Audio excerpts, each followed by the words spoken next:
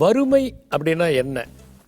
இப்போ வந்து புவர் அப்படின்னு இங்கிலீஷில் சொல்லக்கூடிய ஒரு வார்த்தை, ஏழை அப்படின்னு தமிழில் சொல்லக்கூடிய ஒரு வார்த்தை, இதெல்லாம் வந்து ஒரு ரிலேட்டிவ் ஃபினாமினன் தான். இப்போ 50 ரூபா ஒருத்தர் வச்சுருக்காருன்னா 5 ரூபா வச்சுருக்கிறவர் அவரை விட ஏழை, 500 ரூபா வச்சுருக்கிறவர் அவரை விட பணக்காரர், இந்த 500 ரூபா வச்சுருக்கிறவருக்கு வந்து 5000 ரூபா வச்சுருக்கிறவர் அவரை விட பணக்காரர். இப்படி தான் வந்து ஒரு ரிலேட்டிவ் ஃபினாமினன் அப்படின்னு சொன்னாலும் நாம் என்ன பண்ணோம்னா அப்படி நம்ம ரிலேட்டிவ் ஃபினாமினனாக எடுக்க முடியாது.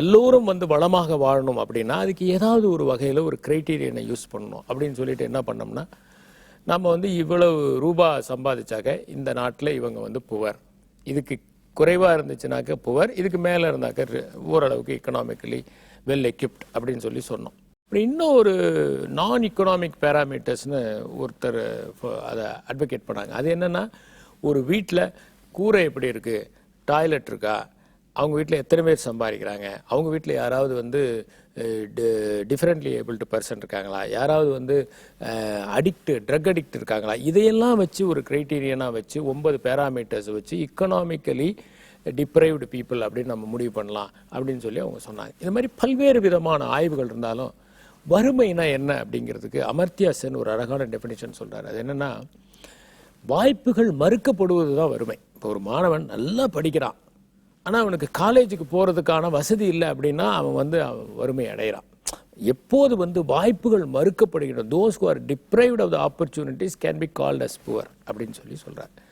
இந்த வறுமைங்கிறது நம்ம என்னதான் பார்த்தாலும் ஒரு வகையில் அது வந்து ஒரு விதமான மனநிலை அப்படின்னு கூட சொல்கிறாங்க. அது என்னதான் வசதிகள் இருந்தாலும் சில பேர் வந்து அந்த வசதிகளுக்கு நடுவேயும் வறுமையாக இருப்பார்கள். நாம் வந்து முன்னேறணும், நாம் வந்து எல்லோரும் மதிக்கத்தக்க ஒரு வாழ்க்கையை வாழ வேண்டும், நாம் வந்து வெல்த்தை ஜெனரேட் பண்ணணும், இப்படிலாம் நினைக்கிறவங்க இருக்காங்களே. இப்போ வெல்த் அப்படிங்கிறதுக்கும்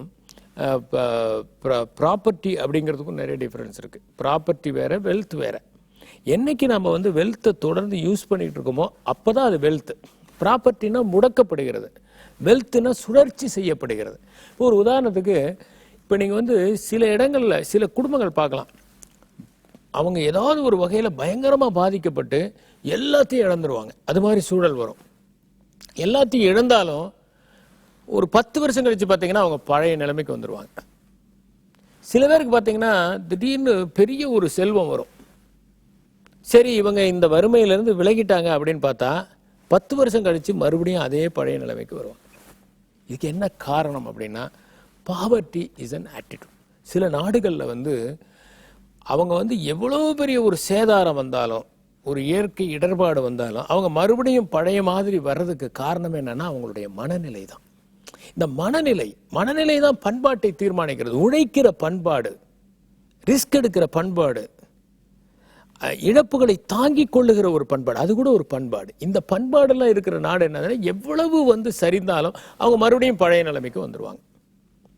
அதே வந்து சில பேர் என்னன்னாக்க ஒரு தடவை அடிபட்ட உடனே அப்படியே விட்டுருவாங்க, அவ்வளோதான். இனிமேல் இப்போ உடல் வந்து நோய்வாய்ப்பட்டவங்க கூட 2 பேருக்கு ஒரே மாதிரியான எயில்மெண்ட்ஸ் இருந்தால் ஒருத்தர் புழைச்சிக்கிறாரு, ஒருத்தர் போயிடுறாரு. காரணம் என்ன? மனப்பான்மை தான்.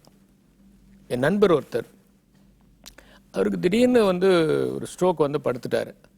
அவரை நான் போய் பார்த்தப்போ நான் சொன்னேன், இதை பாருங்கள், இதெல்லாம் ஒரு பெரிய விஷயம் இல்லை, உங்ககிட்ட ஒரு வில் பவர் இருந்தால் நீங்கள் ஃபைட் பண்ணி மறுபடியும் வந்துடலாம் அப்படின்னு சொல்லும்போது, என்னாலலாம் அந்த மாதிரிலாம் முடியாதுங்க, என்னால் நோயோடலாம் போராட முடியாதுங்க அப்படின்னாரு. எனக்கு ஆச்சரியமாக இருந்தது, என்ன இப்படி சொல்கிறாரு அப்படின்னு. நான் சொன்னேன், என்னங்க இப்படி சொல்கிறீங்க, நிச்சயமாக உங்களால் வர முடியுங்க, நீங்கள் பாசிட்டிவாக நினைங்க. இல்லைங்க முடியாதுங்க என்னால் அப்படின்னாரு. அதுக்கப்புறமேல நிறையா அவங்க பணம் செலவு பண்ணாங்க, நிறைய ஃபிசியோதெரபிஸ்ட் வந்தாங்க. அவரால் எந்திரிச்சு நடக்கக்கூட முடியும், ஆனால் அவர் எந்திரிக்க விரும்பலை. அவர் என்ன நினைச்சார்னா போராடவே விரும்பலை.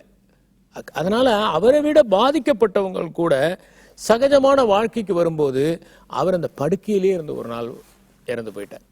ஆகவே மனப்பான்மை, மனநிலை தான் ஒருவருடைய பொருளாதாரத்தை கூட தீர்மானிக்கிறது. ஏன் சில பேர் வந்து சாதாரண நிலைமையிலிருந்து உயர்ந்த நிலைக்கு பொருளாதாரத்தில் வர முடியுது. அப்புறம் அதிகமான படிப்பு சூழல் இல்லாத ஒரு வீட்டில் ஒரு பையன் மட்டும் நல்லா படித்து பிரமாதமாக வருவான். அது காரணம் ஜீன்ஸோ மற்றதோ மட்டும் இல்லை, அவங்களுடைய மனப்பான்மை, இந்த வைராகியம் தான் மனப்பான்மை. இது நாடுகளுக்கும் உண்டு, வீடுகளுக்கும் உண்டு, தனி மனிதனுக்கும் உண்டு. சில நாடுகளே பார்த்தீங்கன்னா ரொம்ப நலிந்த இடத்துக்கு போயிட்டு மறுபடியும் பிரகாசமாக வரதை பார்க்குறோம். நம்ம ஜப்பான் மாதிரி நாடுகளை பார்க்குறோம். அது காரணம் என்னன்னா மனநிலை. ஆகவே வறுமை என்பது மனநிலையால் தீர்மானிக்கப்படுகிறது. எனவே நாம் எப்போது நம்முடைய மனநிலையை உற்சாகத்தில் வைத்திருக்கிறோமோ, நேர்மறையாக வைத்திருக்கிறோமோ, அப்போது எல்லா தடைகளையும் உடைத்து நம்மால் வெளிவர முடியும். அதை நாம் எல்லா செயல்களிலும் மேற்கொண்டால் நம்முடைய நாட்டை மிக உயர்ந்த நாடாக மாற்ற முடியும். நன்றி, வணக்கம்.